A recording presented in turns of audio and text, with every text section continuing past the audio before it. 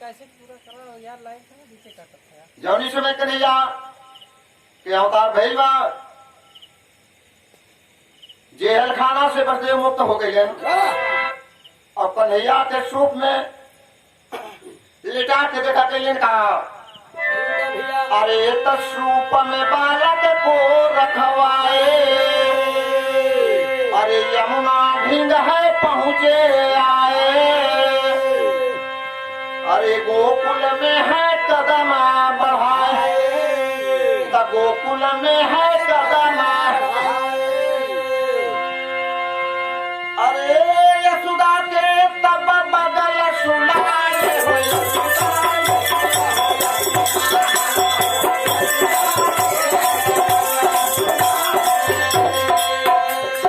master तेरी भाव है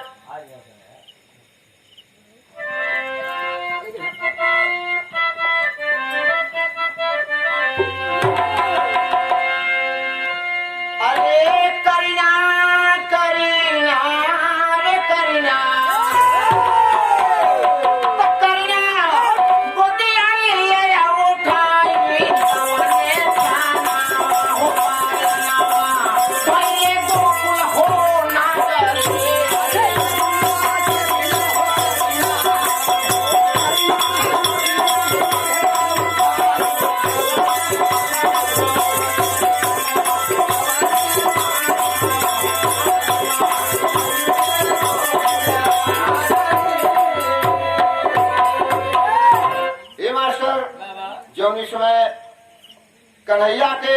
गोकुल पहुंचे बगले में माई जसुदा के एक करीना सोवत बार और सोवले में करीना गोदी में लेके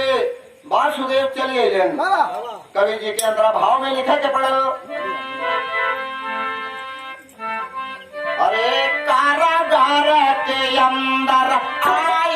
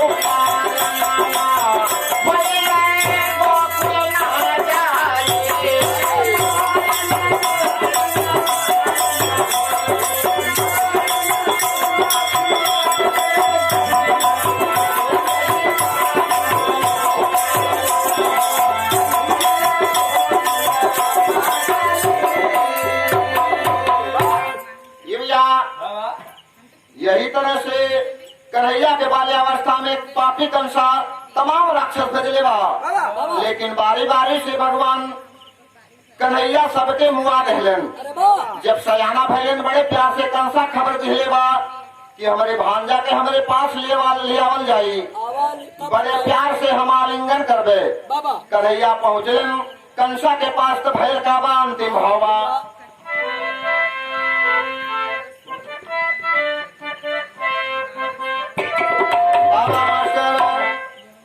अरे कुछ दिन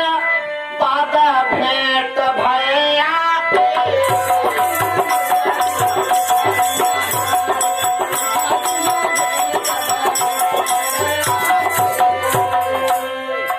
होवे के जवन रहे हुए भेल कंसा का मर्दन कहीं कन्हैया कहला बा कुछ दिन बाद भेंट भय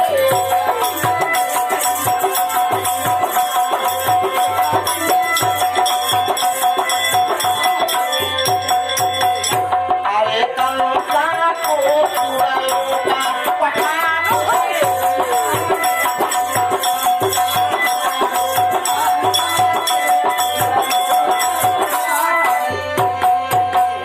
हरे भगतन का सम्मान बचाए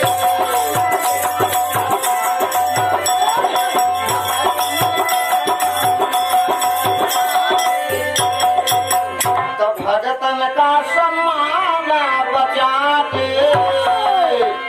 अरे मुखुआ कृष्णा नाम जपाते